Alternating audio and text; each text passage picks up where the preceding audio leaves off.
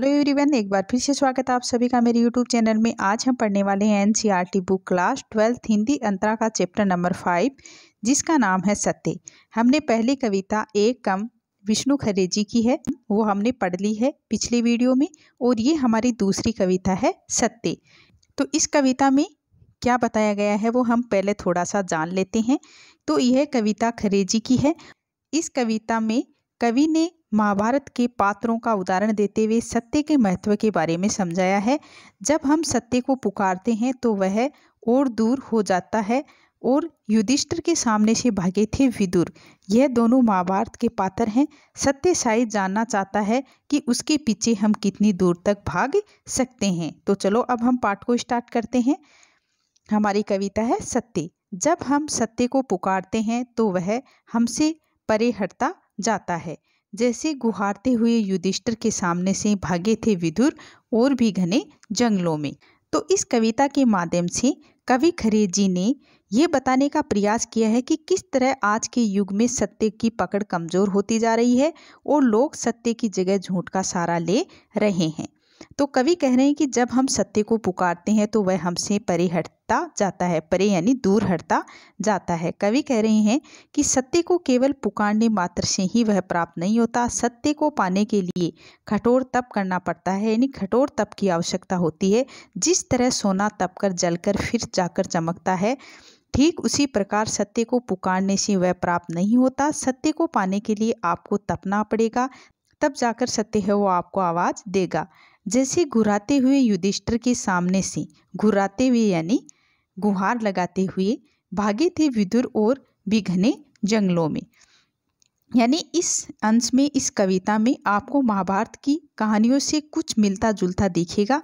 जब युधिष्ठिर सत्य की बात कहने वाले विदुर के पास जाते हैं तो उन्हें सच का साथ देने के लिए कहते हैं, तब विदुर है वो पांडवों के साथ अन्याय के प्रति कोई व्यर्थ प्रकट नहीं करते हैं। और युधिष्ठिर जब सत्य के साथ खड़े होने के लिए कहते हैं तब विदुर उनसे मुँह छिपाकर भागते हैं। अर्थात यहाँ पर दो चीजें देखी गई है, एक सत्य के पीछे भागता हुआ युधिष्ठिर और दूसरा सत्य का प्रतीक विदुर। अन्याय के पक्ष में कुछ ना कहते हुए युधिष्ठिर ने अपना मुँह वो छिपाए रहते हैं। भागे थे विदुर और भी घने जंगलों में, यानी पांडवों के साथ गलत होने के कारण वह अपना मुंह छिपाए हुए रहते हैं। अर्थात वह सत्यवादी होते हुए भी सत्य का साथ नहीं देते। तो इन पंक्तियों में यही बताया गया है। सत्य शायद जानना चाहता है कि उसके पीछे हम कितनी दूर तक भटक सकते हैं। यानी कवि कह रहा है कि सत्य ये जानना चाहता है कि हम उसके पीछे कितनी दूर तक भटक सकते हैं, भाग सकते हैं, कितनी दूर है वो चल सकते हैं। यानी सत्य भी शायद कभी कभी जानना चाहता है कि हम सत्य का साथ पाने के लिए कितनी दूर तक भाग सकते हैं। शायद विदुर भी यही जानना चाहते थे कि युधिष्ठिर विदुर का साथ पाने के लिए किस हद तक, कितनी दूर तक जा सकते हैं। तभी तो युधिष्ठिर मुँह छिपाते हुए जंगल की ओर भागते हैं और बार बार युधिष्ठिर के कहने पर भी नहीं रुकते।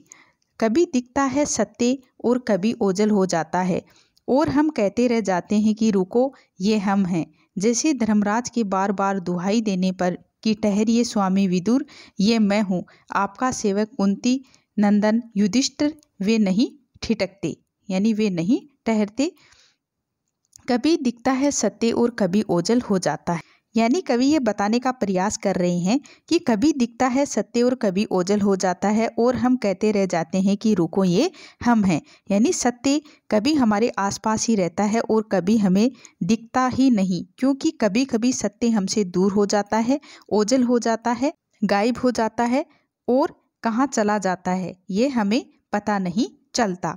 जैसे धर्मराज के बार बार दुहाई देने पर कि ठहरिए स्वामी विदुर, ये मैं हूँ आपका सेवक कुंती नंदन युधिष्ठिर, वे नहीं ठिठकते, कि तभी तो बार बार धर्म के राजा युधिष्ठिर के कहने पर भी, विनती करने पर भी स्वामी विदुर है वो नहीं रुकते। युधिष्ठिर ने विदुर से कहा कि स्वामी मैं हूँ कुंती नंदन पुत्र युधिष्ठिर, लेकिन फिर भी जो युधिष्ठिर हैं वो नहीं रुके कि आप रुकिए, मगर युधिष्ठिर नहीं रुकते हैं और वे जंगल की ओर भाग जाते हैं।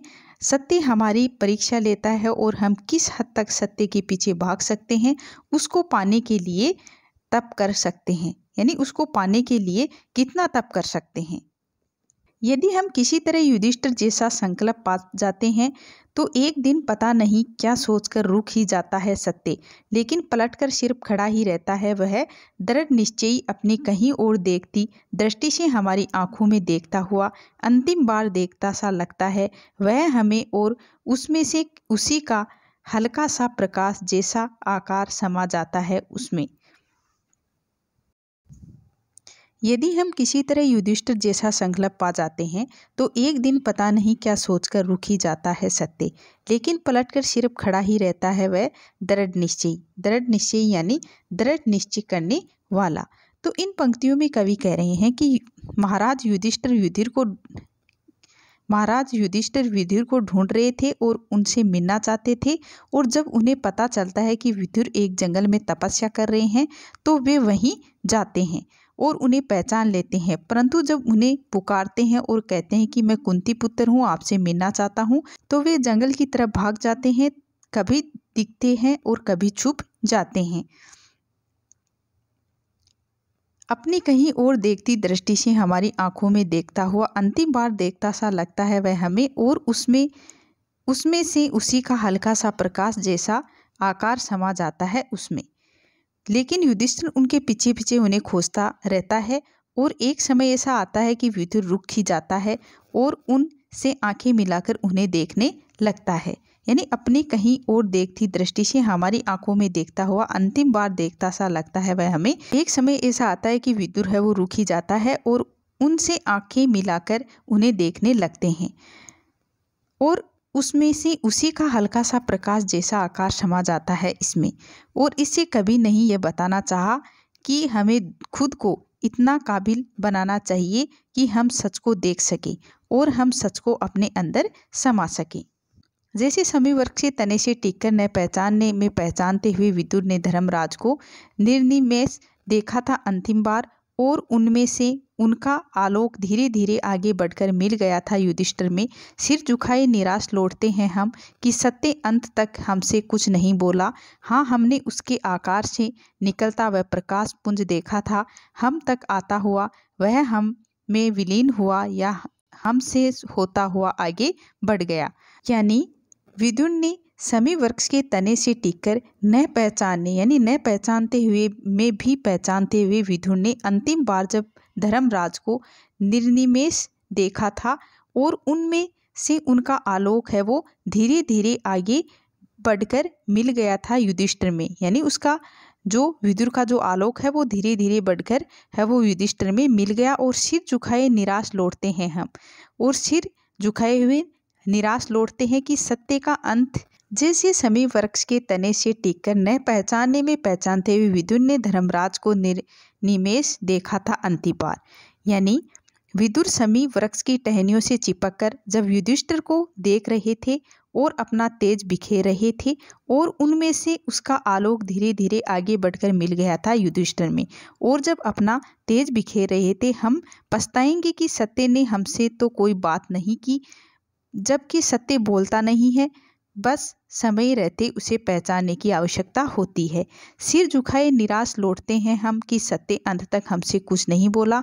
हाँ, हमने उनके आकार से निकलता वह प्रकाश पुंज देखा था, हम तक होता हुआ वह उसमें से विलीन हुआ या हमसे होता हुआ आगे बढ़ गया। कि जिस दिन हमने सच को पहचान लिया उस दिन सत्य की समझ शक्तियाँ हम में आ जाती हैं और हम सत्य से परिचित हो जाते हैं। इस अंश में कवि सत्य के बारे में कुछ बातें बताना चाहते हैं।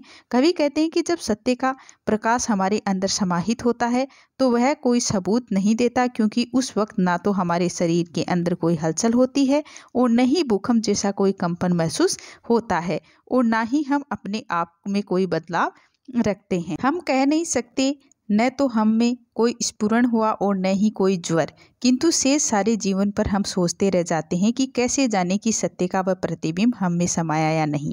यानी सत्य का प्रकाश जब हमारे अंदर आता है तो वह कुछ भी नहीं बताता या कुछ भी नहीं दिखाता, जिससे हमें ये मालूम चले कि आखिरकार सत्य का प्रकाश हमारे अंदर आया है या नहीं। हमारी आत्मा में जो कभी कभी दमक उठता है, क्या वह उसी की छुअन है जैसे। यानी कवि ने इस अंश पर यह भी बताने का प्रयास किया है कि सत्य का प्रकाश अगर हमारे भीतर समाहित होता है तो उसे केवल आत्मा ही पहचान पाती है। हमारी आत्मा में जो भी कभी कभी दमक उठता है, क्या वह उसी की छुअन है? जैसे यानी कवि कह रहे हैं कि सत्य का प्रकाश अगर हमारे भीतर समाहित होता है तो उसे केवल केवल आत्मा ही पहचान पाती है। महाराज युधिष्ठिर अपने अंदर समाहित हुए सत्य को अपने आत्मा के माध्यम से ही पहचान पाए थे। विदुर कहना चाहते थे तो वही बता सकते थे। सोचा होगा माथे के साथ अपना मुकुट नीचा किए युधिष्ठिर ने खांडवप्रस्थ से इंद्रप्रस्थ लौटते हुए।